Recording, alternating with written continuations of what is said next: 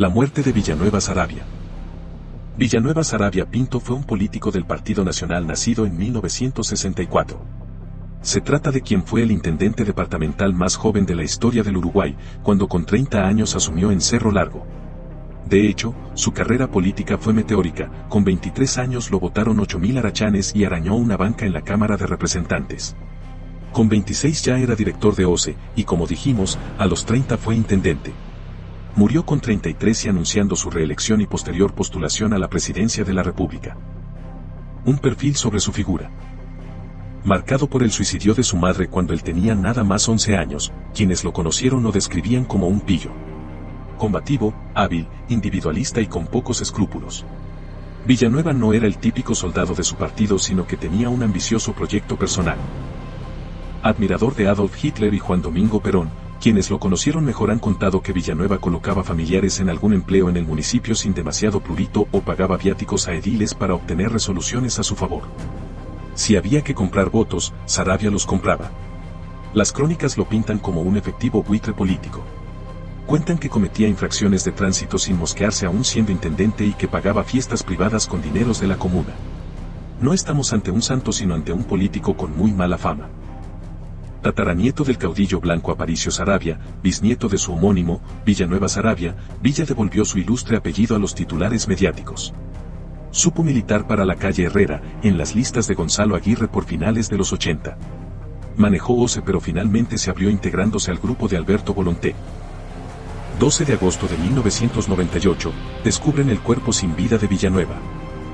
Ese día Leticia Silvera, una de sus secretarias, su otra secretaria era su amante, además, rompió un vidrio de la puerta de la residencia de Saravia y lo encontró muerto de un balazo en la sien.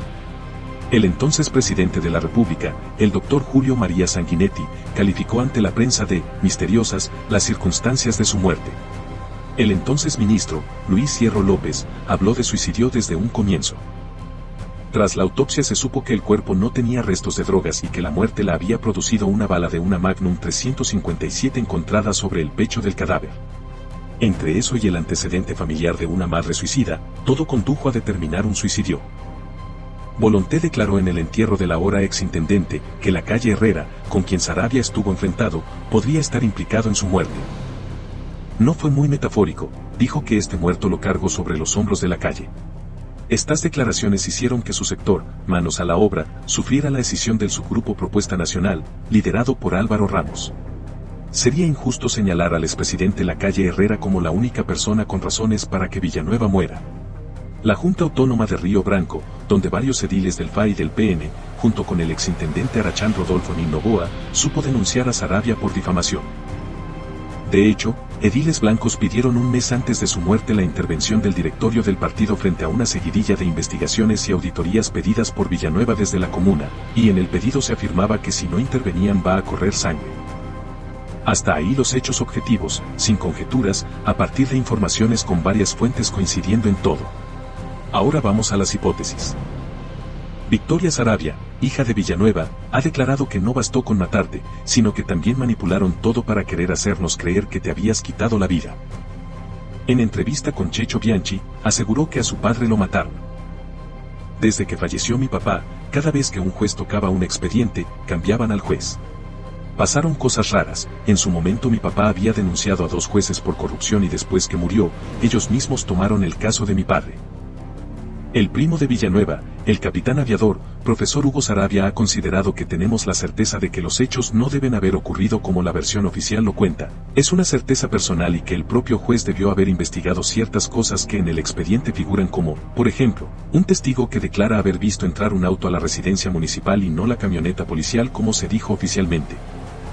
Otros datos no menores que surgen de sus declaraciones a la prensa fueron que en las pericias policiales no se levantaron huellas dactilares, algo que parece de manual en toda pericia. Tampoco se hizo muestreo alguno de sangre, semen o lo que podía haber habido en la escena de muerte. No quiero pecar de fan de CSI, no lo soy, pero parece de perogrullo que hay que hacer ante una escena de este tipo. De hecho, voy a enumerar omisiones cometidas durante la investigación, según pude recolectar en distintas crónicas.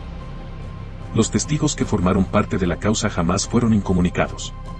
Perfectamente podrían haber pactado sus declaraciones. No se hizo autopsia psicológica de una persona que se suicidó. El juez tardó 8 días en entrevistar al primer testigo. La casa, el lugar del hecho, fue entregada a la viuda de Villanueva al otro día, lo cual modifica cualquier posible prueba. 4 meses se tardó en llamar a dar testimonio a la viuda de Saravia. Sus consideraciones no fueron investigadas a pesar de las pistas que daba. La bala que mató a Villanueva fue tirada a la basura y el arma que volvió a ser disparada, lo cual hizo que ya no sirva como prueba de nada. A nadie le pareció raro que la camioneta del intendente hubiera quedado estacionada fuera de la casa y con las llaves puestas. No se buscó pólvora ni ahumamiento en la mano de Villa, quien supuestamente disparó la Magnum con la que se suicidó. Tampoco se estudió su agenda personal, ahí no hay nada importante, claro. Como mínimo alguna de todas estas cosas tiene que ser un error de procedimiento. Queremos, dice Hugo, el primo de Villanueva, que la gente vea lo que está escrito en el expediente, que vean que la duda más grande para nosotros la abren el juez y el fiscal, quienes habían sido denunciados por Villanueva y no podían haber participado en la investigación. ¿A quiénes se refieren el primo y la hija de Villanueva?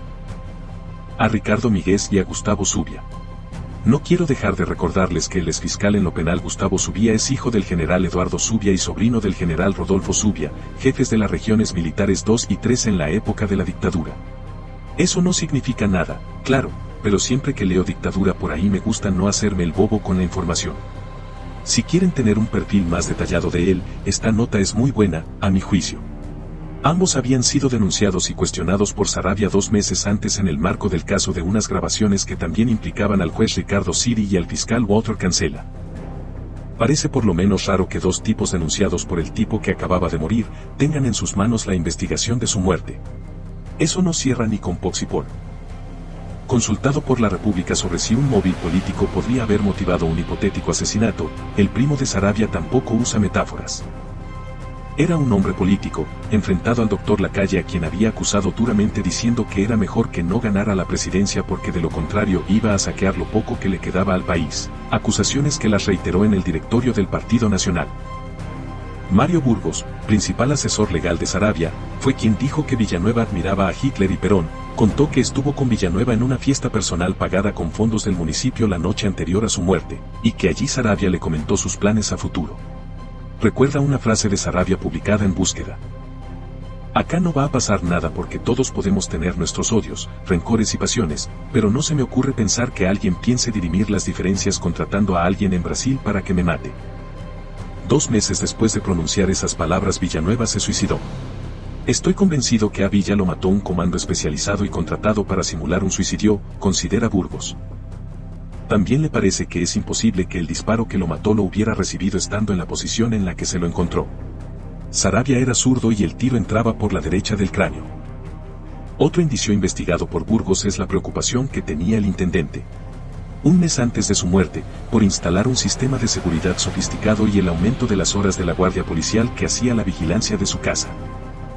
Con menos fuerza, otra hipótesis señala a Igor Svetogorsky.